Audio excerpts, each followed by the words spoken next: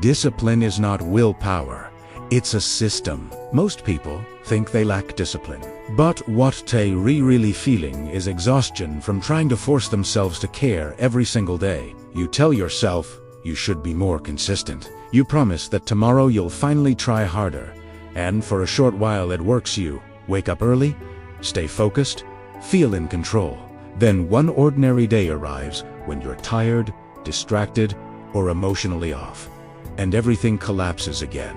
Quietly, you start believing something is wrong with you. This is a problem millions of people experience but rarely talk about honestly, because from the outside it looks like laziness, while from the inside it feels like a constant mental fight you're losing. The uncomfortable truth most advice ignores is that discipline was never supposed to depend on how strong you feel in the moment. We're taught that discipline is willpower, an inner toughness that lets productive people push through resistance. But that idea creates more shame than progress, because willpower is emotional and unstable. It rises when things feel meaningful, or urgent and disappears when life becomes dull, stressful, or repetitive. That's not a personal flaw. That's how the human brain works. Your brain is designed to conserve energy and respond to emotional signals, not to repeatedly choose discomfort just because you decided to yesterday. When you rely on willpower, you're asking your brain to fight its own wiring, and eventually it wins. This is where the real misunderstanding about discipline lives. Discipline isn't something you summon, it's something you build around yourself. The people who look disciplined aren't constantly motivating themselves or negotiating with their minds each morning. They've removed the daily decision from the equation. Discipline is not an internal battle, it's an external structure. When something depends on how you feel, it will fail the moment you don't feel right. When something is part of a system, your feelings become irrelevant. Think about the parts of your life that already run smoothly. You don't wake up every day deciding whether to brush your teeth or check your phone. Not because you're disciplined, but because the environment makes the behavior automatic.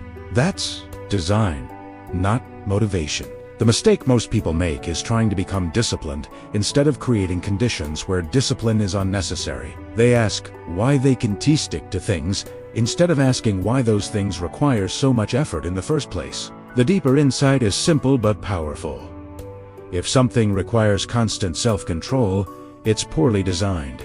Your mind isn't meant to supervise every action. It's meant to follow patterns. High-friction behaviors demand energy every time, while low-friction behaviors happen almost by accident. Systems shift discipline from an emotional task into a mechanical one. And once something becomes mechanical, failure stops feeling personal. You're no longer asking what's wrong with you. You're just noticing that the structure didn't support the behavior. When discipline is framed as willpower, every slip feels like proof of weakness. When it's understood as a system, a slip becomes feedback. There's no identity crisis, no spiral of self-judgment, just adjustment. This is why forcing motivation eventually burns people out. Motivation asks you to care deeply, again and again, about things that are often boring and slow. Systems don't care whether you're inspired. They function even when you're tired or emotionally flat. Real consistency doesn't come from intensity or passion, but from reducing the number of moments where you have to choose. The strongest discipline is quiet and almost boring, because boredom is stable. A system doesn't rely on hope.